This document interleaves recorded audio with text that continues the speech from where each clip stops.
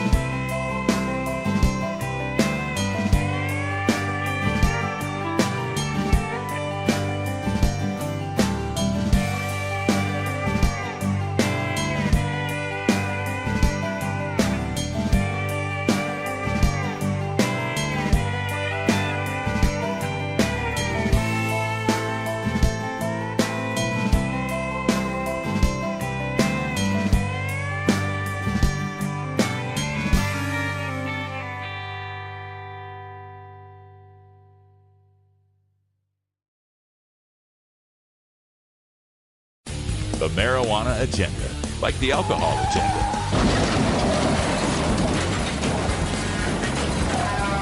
But a lot safer.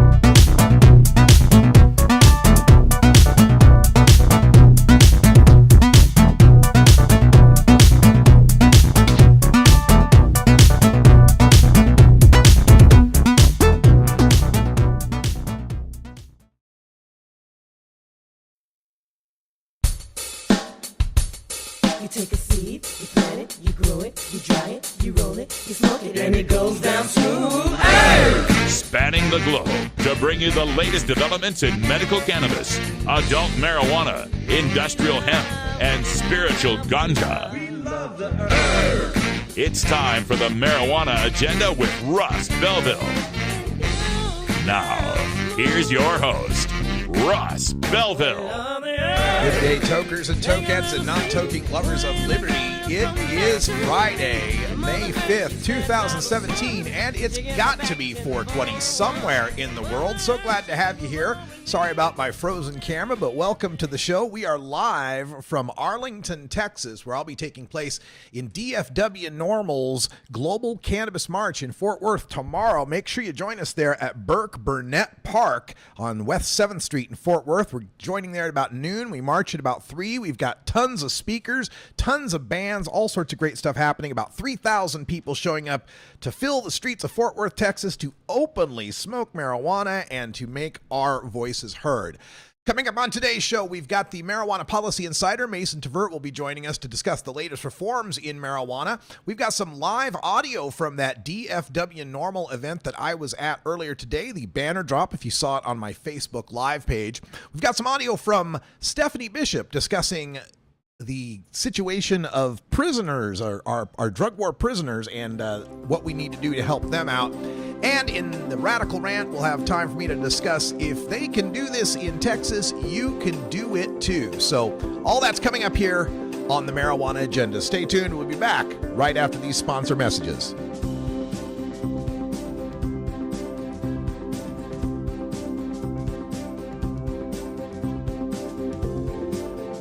You're listening to the Marijuana Agenda with Russ Belville. Looking for the 420 friendliest way to visit beautiful legal Potland, Oregon? I'm Lori Duckworth, inviting you to come stay with us at Delta 9 House and Studios. You get your own private room with queen bed and access to our high-speed Wi-Fi, premium entertainment system, and more. We'll even cook you breakfast. Look us up on Facebook at Delta 9 House. That's facebook.com/Delta9House. Delta 9 House is booked through Airbnb and licensed by the City of Portland. Hey, this is Willie Nelson for Normal. And I smoke pot and I like it a lot. I learned a long time ago that marijuana is a lot safer than alcohol. There's nothing wrong with the responsible use of marijuana by adults. It's time we stopped arresting and started respecting those who smoke marijuana responsibly. To learn what you can do to help, contact NORML at NORML.org or call toll-free 888-67-NORMAL. The Marijuana Agenda. Like the liberal agenda, but with profits. Ka-ching.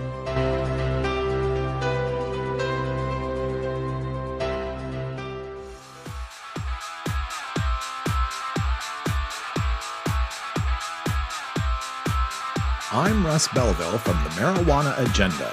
Join me every 4 weeks for Cannabis Sports Medicine from the Gridiron Cannabis Coalition. Learn more at mjagenda.com/about.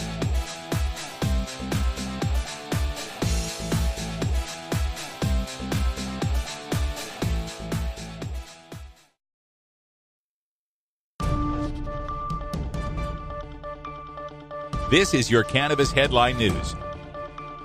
Brought to you by MarijuanaMoment.net, the complete source for all your marijuana news in one morning newsletter from Marijuana Majority Founder Tom Angel. Subscribe today for free at MarijuanaMoment.net. This is your Cannabis Headline News for Friday, May 5th, 2017. I'm Russ Belville. Michigan marijuana proponents on Friday submitted petition language for a potential 2018 ballot proposal to legalize recreational use by adults. The Michigan Coalition to Regulate Marijuana Like Alcohol estimates that legalizing and taxing sales could generate upwards of $200 million a year for state and local governments while cutting costs for law enforcement. The proposal would tax retail sales of marijuana at 10%. The new coalition has the backing of the National Marijuana Policy Project, which has helped organize successful legalization efforts in other states. The committee expects to raise upwards of $8 million to hire paid petition circulators and to run a statewide ballot campaign. The ballot proposal calls for the state to license marijuana growers, processors, testing facilities, distributors, and retailers. Local governments would have to opt in and could establish their own licensing fees of up to $5,000. The initiative would also establish a new class of marijuana micro-businesses that would be allowed to grow up to 150 plants and then process, package, and sell them directly to consumers. Adults could grow up to 12 plants at home in secure spaces. An apparent error in the $1.1 trillion spending bill approved by Congress on Thursday deprives 2 states with medical marijuana laws of protection against federal anti-drug agents and prosecutors. For unknown reasons, medical pot programs in North Dakota and Indiana were not listed as being off-limits to federal enforcement in the bill, which was negotiated by congressional leaders before being presented for floor votes. The omission, first reported on Massroots.com Monday by journalist and activist Tom Angel, is sparking concern about a loophole that could be exploited by the Attorney General, Jeff Sessions. Tim Purdon, who served as U.S. Attorney for North Dakota from 2010 to 2015, said, quote, "I think it is concerning that North Dakota's brand new law might be treated differently as a result of this," end quote. The Florida Senate passed the Florida House's proposal to regulate medical marijuana in Florida on Thursday. Senators approved the House proposal by a vote of 31-7. The measure now goes back to the House. Among the proposed changes in the amendment, limiting growers to up to 5 retail facilities, an alteration from the House version, which previously allowed medical marijuana treatment centers to open unlimited facilities. The amended version of the House bill would allow patients to get a 70-day supply of medical marijuana, but would put caps on physicians who would not be able to give more than 3 70-day prescriptions to patients at a time. The bill still bans smoking, though it now allows edibles and vaping and permits pregnant women to use the low THC form of the drug if recommended by their doctor. 2 U.S. Senate members of the Committee on Foreign Relations, Senators Ben Cardin, Democrat of Maryland, and Marco Rubio, Republican of Florida, introduced legislation Thursday to restrict the exportation of certain defense articles by the United States to the Philippine National Police, support human rights and civil society organizations in the Republic of the Philippines, and report on sources of narcotics entering that country. The Philippines Human Rights Accountability and Counter-Narcotics Act of 2017 notes that since the election of President Rodrigo Duterte in June of 2016, there has been a relentless campaign of violence against alleged drug offenders where more than 7,000 people have been killed. Tom Angel at Massroots reports that the Hawaii Attorney General's office has revealed that out of the 328 firearms permits rejected in the state in 2016, 42, or more than 1 in 8, were denied due to the applicant's enrollment in the state's medical cannabis program. Earlier this year, the Bureau of Alcohol, Tobacco, and Firearms and Explosives updated a form that long asked, "Are you an unlawful user of or addicted to any form of marijuana or depressant, stimulant, narcotic drug, or any other controlled substance?" People answering in the affirmative are denied the right to buy a gun under federal law.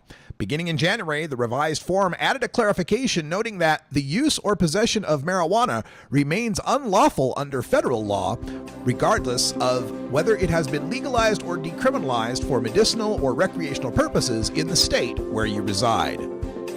This has been your Cannabis Headline News for Friday, May 5th, 2017. I'm Russ Belville.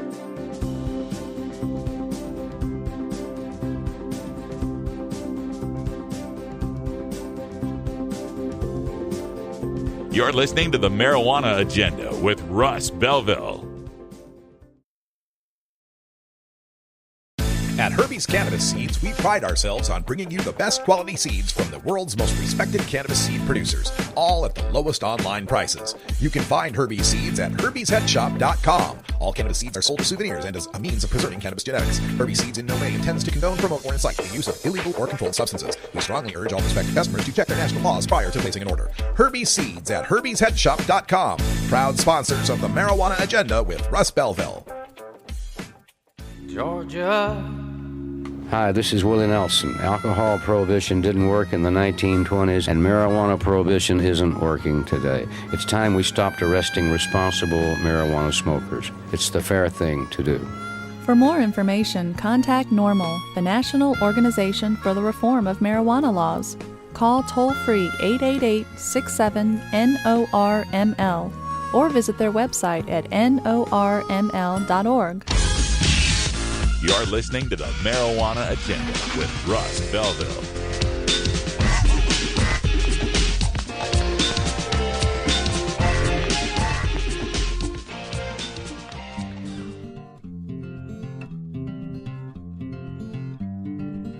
I'm Russ Belville with the Marijuana Agenda. Join me every 4 weeks for Cultivator's Corner with Jorge Cervantes from marijuanagrowing.com. Learn more at mjagenda.com/about.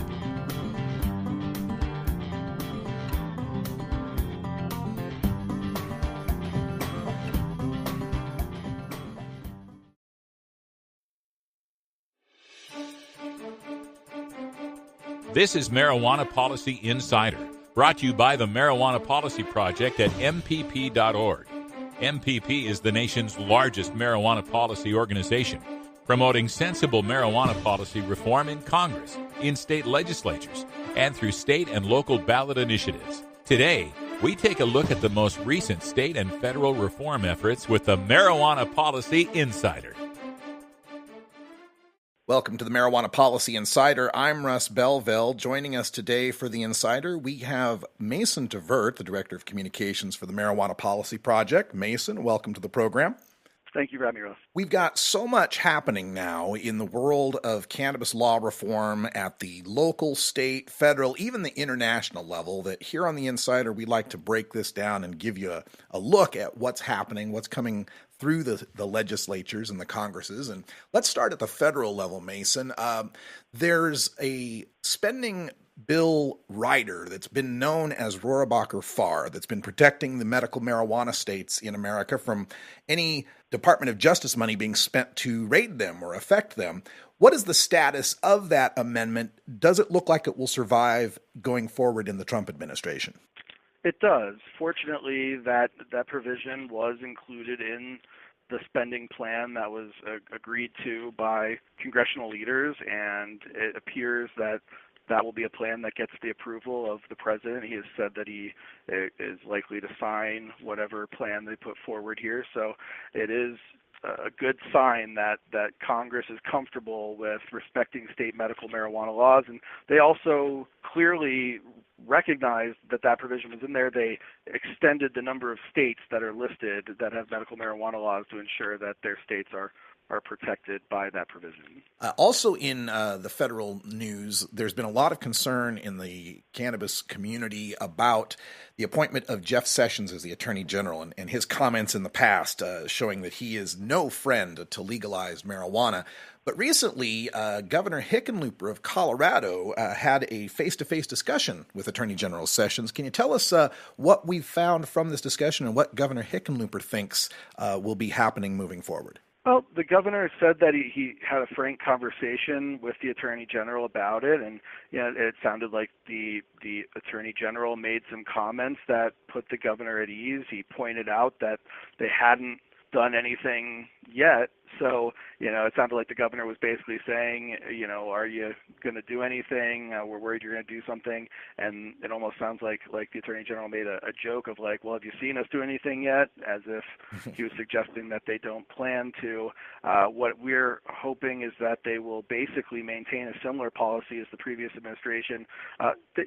It's expected that they'll probably try to make some tweaks to it. Obviously, you wouldn't expect a Republican administration to say they're going to do the same thing as a Democratic administration, but they might talk about whether they're going to try to crack down more on people who violate state laws or who are trafficking marijuana interstate or into the country.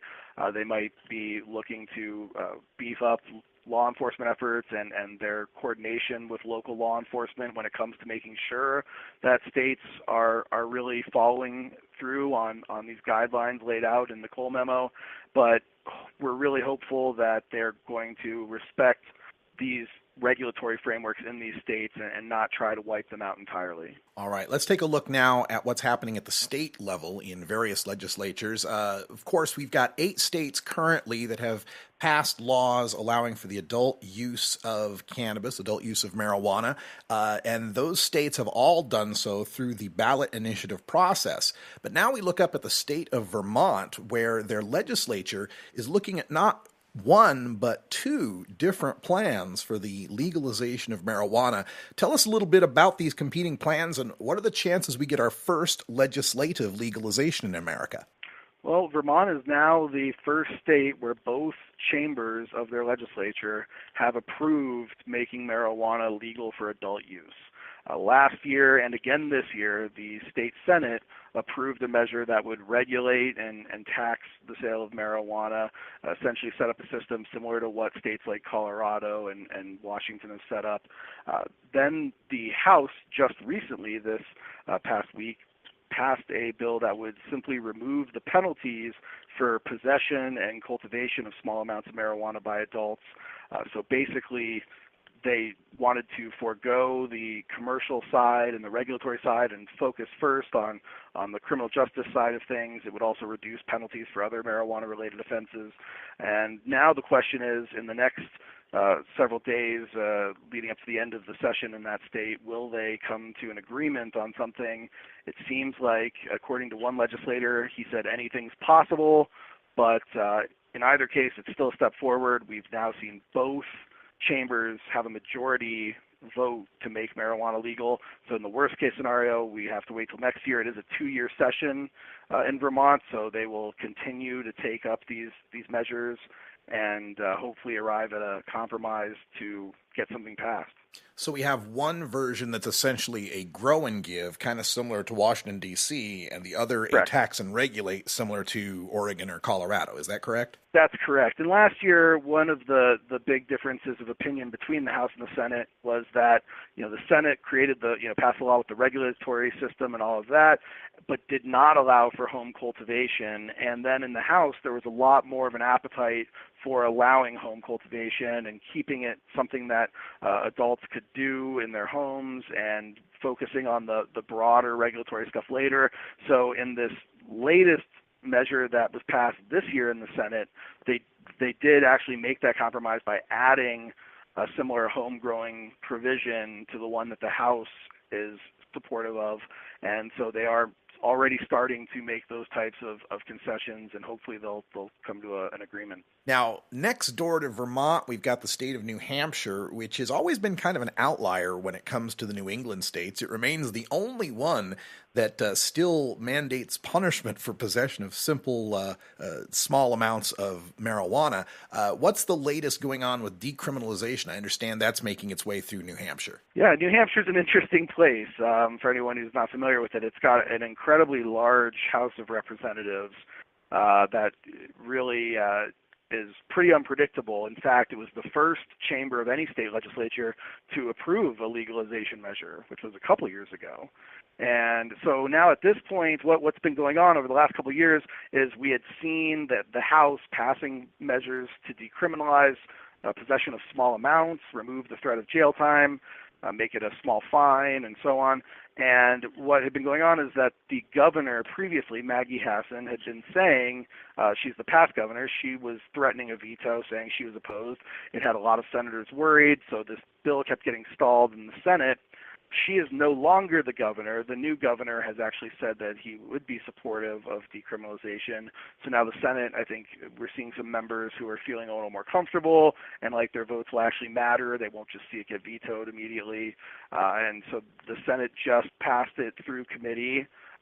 We are expecting in about a week or two, we should see a full Senate vote.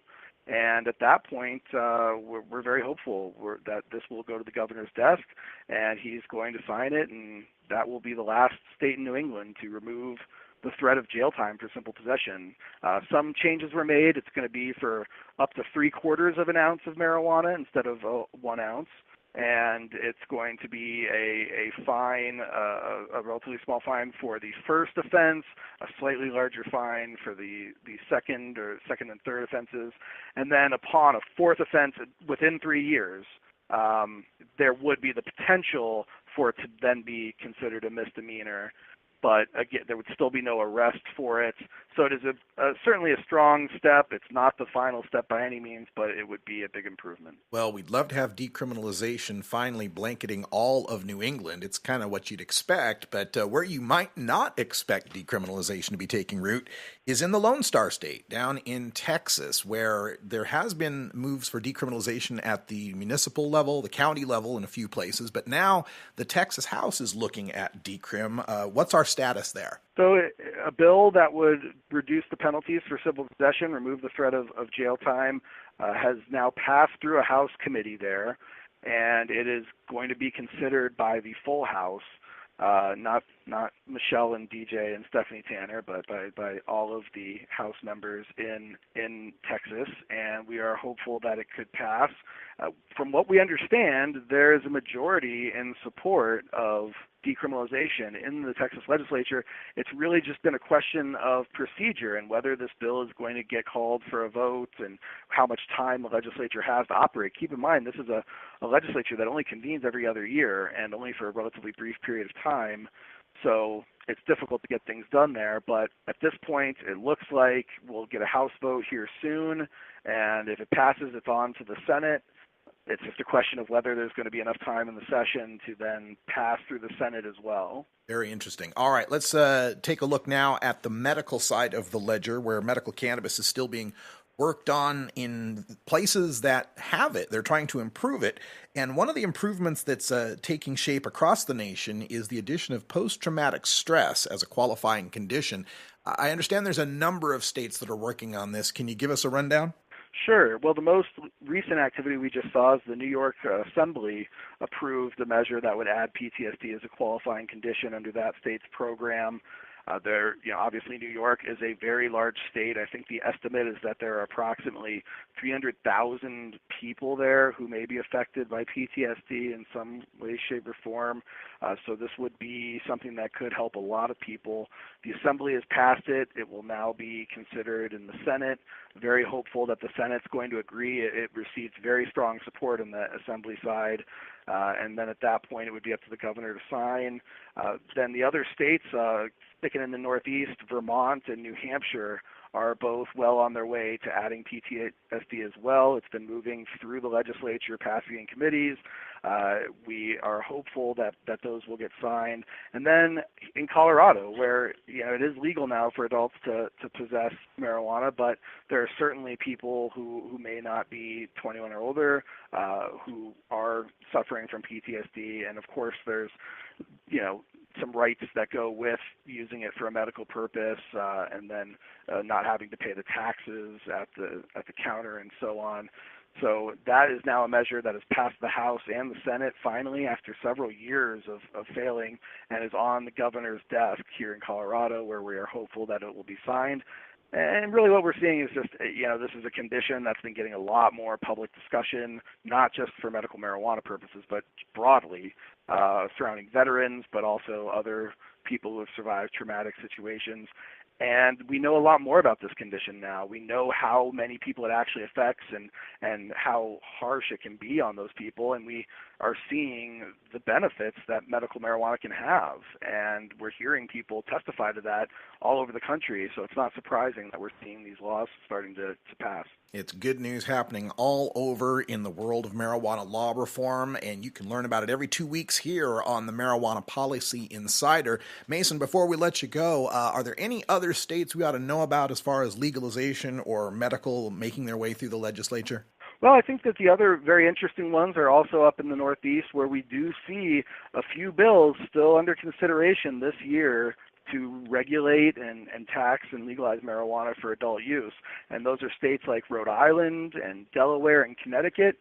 These bills are still pending. It's a question as to whether there will be enough time in the session to get votes on them and move them through, but they are still alive. So there's a lot of work being done to build support for those, to lobby those legislatures, and we are still hopeful that we could see a state and marijuana prohibition through its legislature this year. Now, that's great news. Mason Tvert is the Director of Communications for the Marijuana Policy Project based out of Washington, D.C., and you can find them online at mpp.org. Mason, thanks so much for joining us today on the Marijuana Policy Insider, and we look forward to more great information in a couple of weeks. Thanks so much for having me.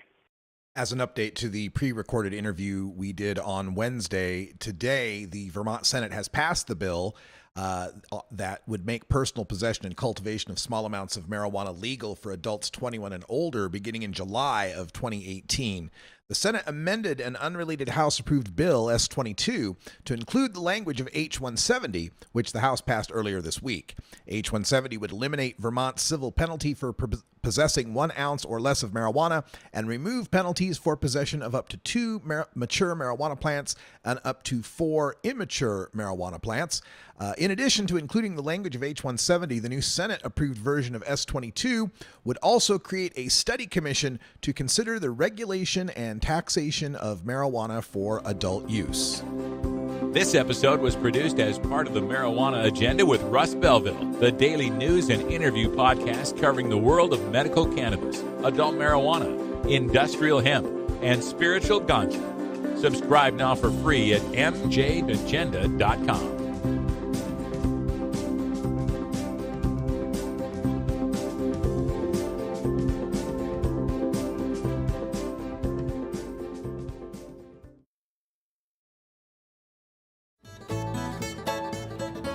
New beginner guitars and banjos are often constructed much better than ones built before your time. Why struggle? Get a new instrument or fix the old one. The trusted professionals at the Fingerboard Extension will evaluate your instrument for free. Repairs are priced for people who work for a living. Stop by the Fingerboard Extension downtown Corvallis at 120 Northwest 2nd Street today, or check out its inventory on the web at fingerboardextension.com. It's time for Cannabis Facts About Alzheimer's from Robert Platshorn's thesilvertour.org. This message is supported by our donors and Hemp Inc., a public company poised to lead America's hemp revolution at hempinc.com. A new Florida study in the journal Molecular and Cellular Neuroscience found that cannabis promotes the growth of healthy new brain tissue. It can slow the effects of Alzheimer's and may in fact be able to halt it entirely.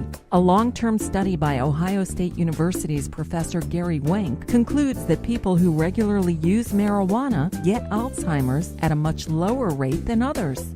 This was Cannabis Facts from thesilvertour.org, an educational nonprofit supported by our donors and Hemp Inc., a public company poised to lead America's hemp revolution at hempinc.com. The Marijuana Agenda, Kevin Sabet's boogeyman since 2012. You have offended my family, and you have offended Shaman Temple. Yes, might have gotten away with it, too. If it wasn't for these blasted kids and their dogs.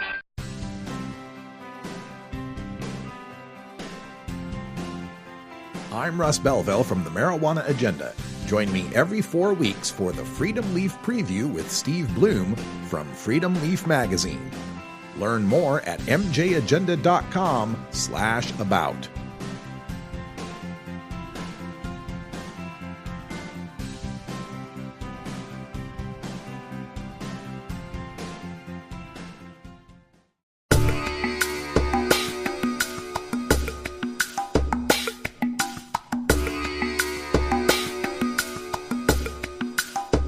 Pod 2.0. It's not your father's Woodstock weed. It's time for Toker Talk Radio, the voice of the marijuana nation. Call in now at 650-LEGAL-MJ. Well, we're not actually engaging in Toker Talk right now, just giving a little introduction to the activism that took place earlier today over Highway 360 in Arlington, Texas, where activists from DFW NORML hung 4 30-foot banners in support of marijuana reform. We're here in Arlington, Texas. It's Friday afternoon on a beautiful 75-degree Texas afternoon near Park Road Drive and one of the major interstates. Parked alongside the road here is the Dallas-Fort Worth NORML Truth Enforcement Vehicle. It's an all-white cop car festooned with green DFW NORML and Truth Enforcement and Sloan Law and pot leaves and green police lights. Right here off the side of the freeway, people are starting to take notice. It's all part of DFW NORML's protest to bring awareness for the Global Cannabis March. David Sloan's here from Sloan Law, major promoter. And we have a few activists that are walking up the pedestrian bridge. It's one of these covered pedestrian bridge here in Texas and holding banners on the overpass as people on the freeway are passing underneath. So that's part of the activism going on here in Texas. We'll give it a look from up top in just a moment. We're here with Sean McAllister, the Executive Director of DFW NORML, getting ready for what they call the banner drop. Who else is with us here? Jacob Skelly out of Saginaw, Texas. Jacob out of Sullivan. Who's here? Shauna. Catrell. All right, so everybody here is got a cooler full of drinks and a couple of banners to hold on this overpass, this pedestrian overpass. Sean, how long have you been doing this kind of thing? Been doing the banner drops about 2 years now. Easily one of the most affordable ways of getting the word out for us. For the cost of a couple of hours and a donated set of banners, we get to reach thousands of Texans without really having to spend any money on Facebook ads or any of the other BS that people are mostly wasting their money to spread the word on. So this is direct to the citizens' activism, and it's really fun, and the police tend to for the most part, be pretty friendly about what we're doing. So they understand it as a free speech thing. You're on a public sidewalk.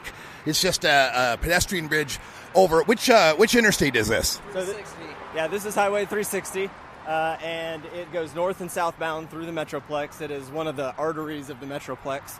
And most of the time, the traffic is flowing pretty smoothly, as you can see. People are averaging, 60, 70 miles an hour on the highway right now. In about 10 minutes, it's going to be much slower. So is there ever a concern from the police from a public safety perspective that you're messing up traffic or anything? So we've been doing this for a couple years, and the police have been at almost every one of them. And it was only this last time, 2 weeks ago, that they actually kind of sort of complained, but didn't actually ask us to do anything. They were just sort of cognizant of the fact that we were seriously holding up traffic because we had two 30-foot banners facing southbound and one facing northbound. Whoa, people are already honking. We haven't even hung the banners up, but they can see the flags. All right, well, let's get to hanging up these banners. We'll talk more later.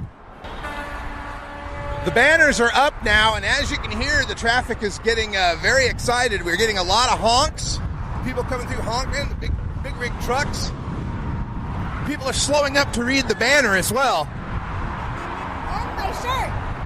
Lori Duckworth is here with her Marijuana is Safer Than Alcohol shirt. What do you think of this? I think this is awesome. I think these people in Texas are so brave. I can't imagine even in Oregon doing this over the freeway. I wore my Marijuana is Safer Than shirt today because it's got big, bold, white letters. And I figure at least from down there on the freeway, people from a ways away can read this, and boy, they sure can. I was up here standing while they were hanging the banner, and there's lots of cars already honking, and it's just amazing.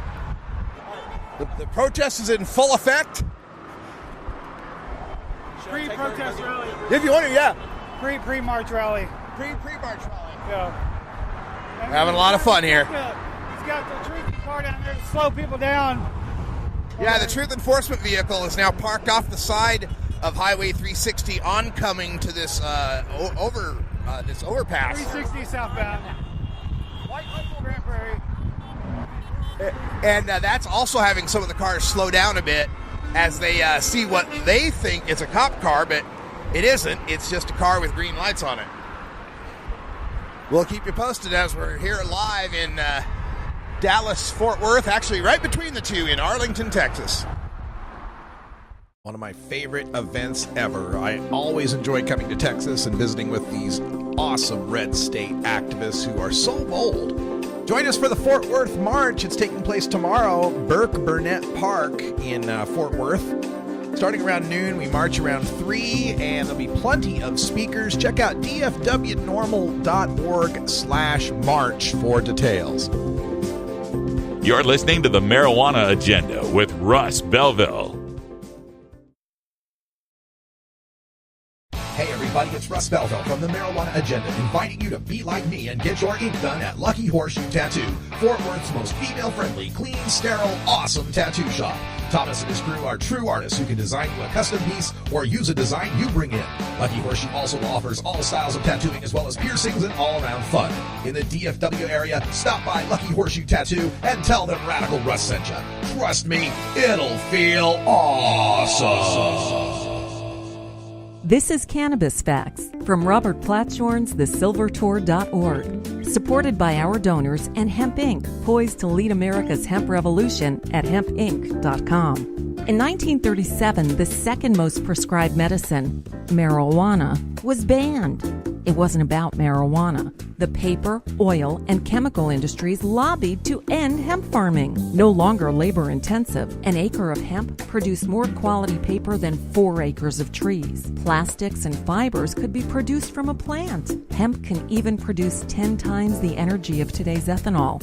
As marijuana prohibition ends, many states now allow farmers to again grow hemp. This was Cannabis Facts from TheSilverTour.org, an educational nonprofit supported by our donors and Hemp Inc., a public company poised to process America's hemp crop at hempinc.com. You're listening to the Marijuana Agenda with Russ Belville. It's like I picked the wrong week to quit smoking. Learn more at mjagenda.com.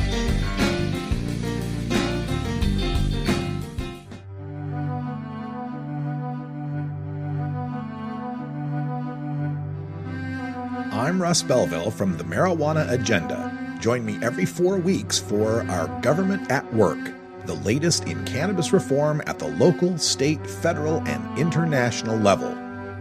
Learn more at mjagenda.com/about.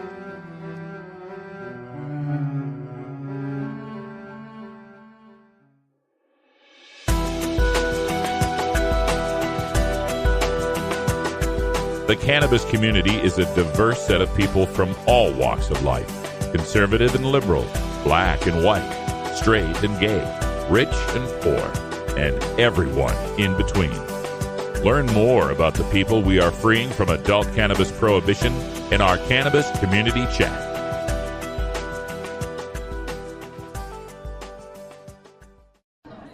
Welcome, ladies and gentlemen, to the Oregon Marijuana Business Conference. We are here in the lobby of the Valley River Inn in beautiful Eugene, Oregon. It's late April. The sun is peeking out, and my good friend Stephanie Bishop has stopped by the desk to talk with us. How you doing, Stephanie? Oh, I'm fantastic. This is the first bit of sun we have seen in the Pacific Northwest in quite a while, so I'm very excited about that. Very excited about that. And tell folks what you're up to lately, because you're so involved in activism on the medical side here in the state of Oregon, and there's been a lot of turmoil, a lot of turnover in what's happening with our program.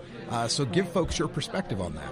Well, I actually have a bit of a different perspective, because for the last 10 years I've been studying mass incarceration and how the drug war ties into the prohibition of marijuana, and how the prohibition of marijuana has been used to feed and fuel a system of mass incarceration.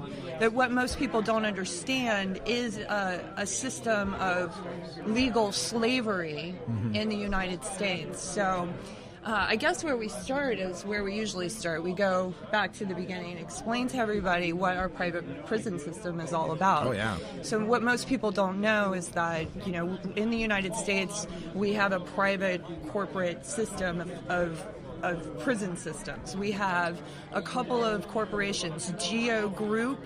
We have Corrections Corporations of America, which, by the way, is now called Civicor.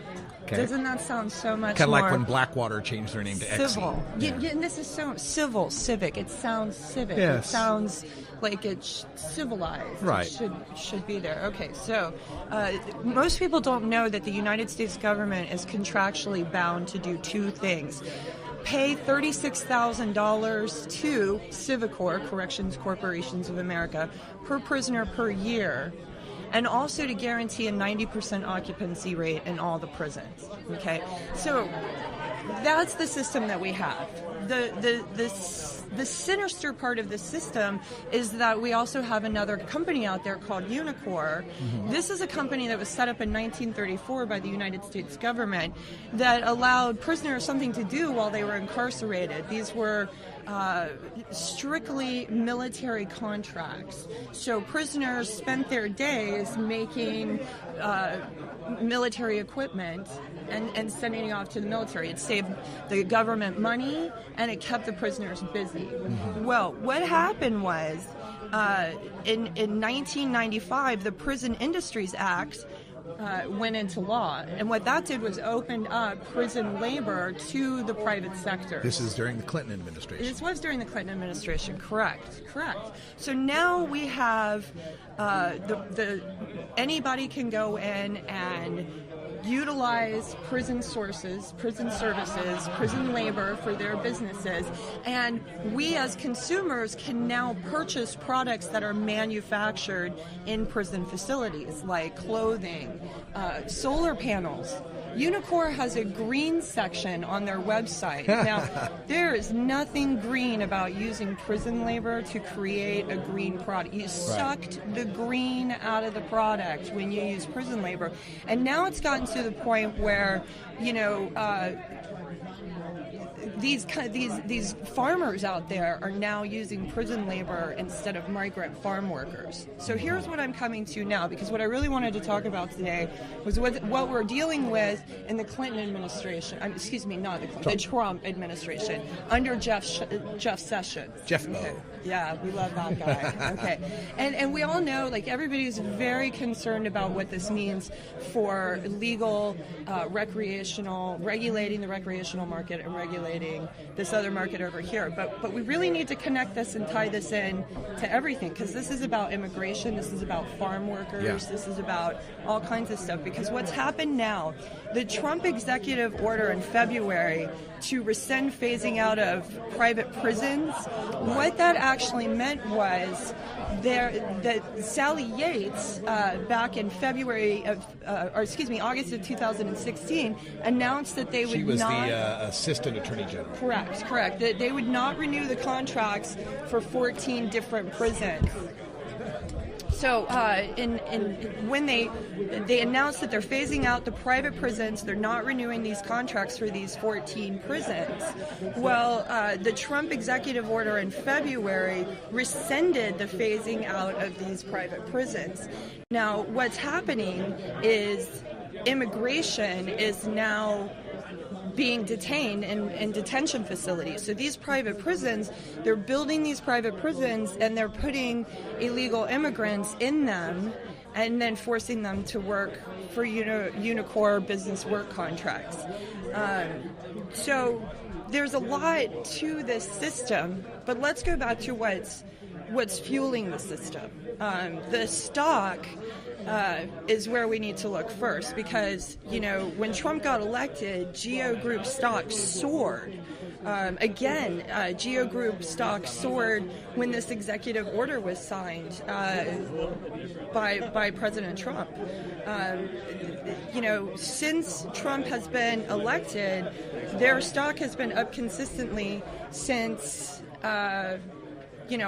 collectively on an average of 37% since he got elected. Core Civic, the single largest investor is the Vanguard Group. Their profits have gone up substantially since Trump has been elected.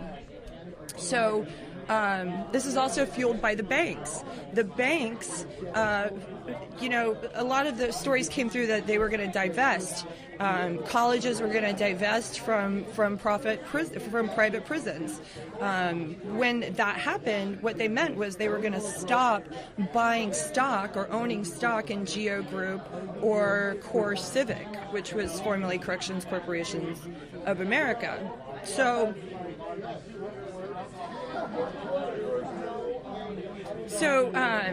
control of 85% of the private U.S. prison market is owned by Geo Group and Civic Core Engineer.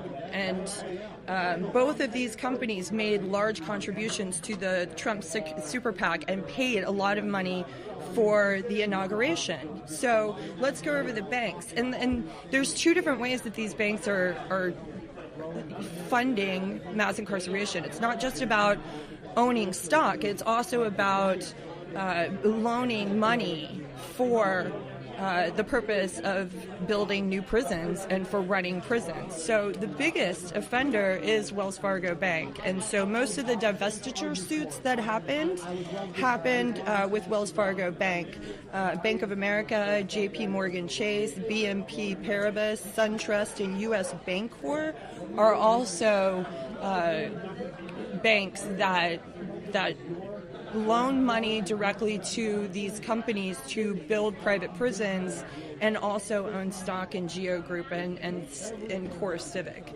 So there's a lot going on here. I'm also seeing stories out there about farm workers, and they no longer have migrant farm workers due to Trump's immigration orders. And so I feel like this is a market squeeze because they have all of these incarcerated immigrants as they're rounding them all up right now. I feel like they're going to push these farmers to then go and utilize prison labor for their farms, and that this is going to be an extension of it. So then when we come back to, the regulation of marijuana and what's happening here in Oregon, what we need to look at is that, if they do start coming after legitimate businesses, that once again, through the war on drugs and through the prohibition of marijuana, our business owners, the people who have built this industry, are the ones that are going to end up incarcerated and thoroughly engulfed in the system from now on. So how do you get involved? There's some non-governmental organizations out there, formerly incarcerated, convicted people and families movement, incarcerated workers organizing committee. These are 3 organizations that are working right now to help change the laws and end mass incarceration as we know it. But the main thing is as citizens of the United States of America, we really need to decide why we incarcerate people. And is it morally responsible to allow people to profit off of the enslavement and incarceration of American citizens? I think that it's time for America as a whole to look at the system of mass incarceration, because we incarcerate more of our citizens than any other country in the world, and there's 195 registered nation states right now. So it is extremely important that we decide as a people what we're doing, because mass incarceration is destroying communities. It is hurting children when their parents get put in jail. Because society believes that these people are criminals, we are pushing them to, pushing everybody to delegate them to a lower class system.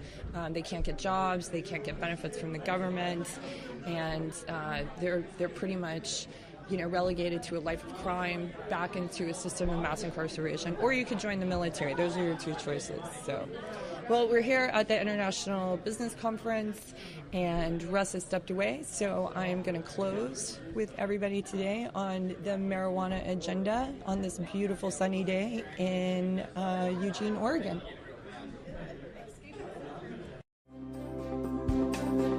This episode was produced as part of the Marijuana Agenda with Russ Belville, the daily news and interview podcast covering the world of medical cannabis, adult marijuana, industrial hemp, and spiritual ganja.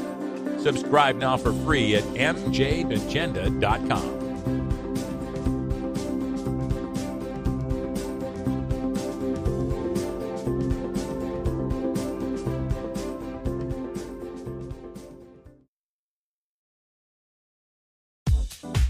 The Marijuana Agenda with Russ Belville is proudly sponsored by the Marijuana Business Association. The MJBA, called by NBC News the Cannabis Chamber of Commerce, is the fastest growing business association and the fastest growing industry in America. I've been working with the MJBA for years, and I personally invite you to join the MJBA. MJBA also publishes the popular MJ Headline News on Facebook and the MJNewsNetwork.com and Marijuana Channel 1 on YouTube. Visit mjba.net for more details. It's time for Cannabis Facts about teen drug use from Robert Platshorn's thesilvertour.org. This message is supported by our donors and Hemp Inc., a public company poised to lead America's hemp revolution at hempinc.com. A recent survey by the U.S. Centers for Disease Control indicates that in states that have legalized medical marijuana, the rate of marijuana consumption among high school students has not increased. In fact, in legal states like Colorado, teen use has actually decreased significantly. It's simply no longer a big deal for teenagers in legal states. This was Cannabis Facts from thesilvertour.org, an educational nonprofit supported by our donors and Hemp Inc., a public company poised to lead America's hemp revolution at hempinc.com. You're listening to the Marijuana Agenda with Russ Belville.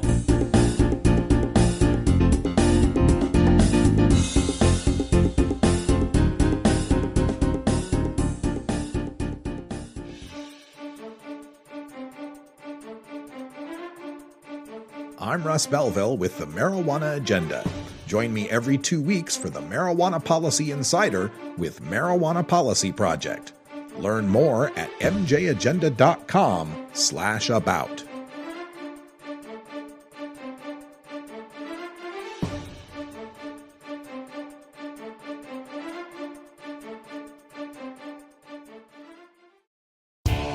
Total war against public enemy number one. 10 federal criminal penalties for up to 1 ounce of marijuana. Marijuana is probably the most dangerous drug. Legalization is just another word for surrender. I experimented with marijuana and didn't inhale. This is not medicine. This is a Cheech and Chong show. Encourage people to use less drugs. I inhaled. That was the point. I think it would be a mistake to legalize. Negative reports coming out of Colorado. People don't smoke marijuana. Hello, everyone. We're coming to you live from Arlington, Texas, where I'm here with DFW Normal's Secretary, Eric Espinoza. Eric, welcome to the show. Hey, thanks, Russ. Okay, get that real close to your mouth so people can hear you. Hello. There you are. All right. All right. So we had some fun today. We were out around Highway 360 doing a banner drop, standing up for the people of Texas and getting them to honk for marijuana reform. And there's been a big marijuana reform making its way through the Texas legislature. You've got some breaking news for us to tell us about that. Yes, I do. Actually, I want to inform everybody that HB 2107 has passed out of the Public Health Committee 7-2, which is a monumental step in Texas cannabis. It's something that we've been fighting very hard for. I myself, as a patient, have been, going up to the Capitol at personals in health, physical sacrifice to get this thing done. There are people that are messaging me right now telling me that they've been waiting for this moment for 20 years. Yeah, this is House Bill 2107. Isn't this the one that, we reported earlier this week that half the Texas House signed on to this as co-sponsors? Yeah, absolutely. We had over 70 co-authors that signed on to this bill within a 24 to 48 hour period. Wow. It's like they couldn't wait to get on the medical marijuana train, could they? Well, after the testimonies that you saw at the public hearing that happened on Tuesday, I don't think that there was any way that we weren't going to gain that much support after all of those people went there and spent almost 16 hours there making their voices heard, hitting the offices, putting the feet on the ground, and really sharing their stories. And it was one of the most amazing things I've ever experienced. Yeah, and so let's give people the nitty-gritty on this bill. What would 2107 do if it should pass?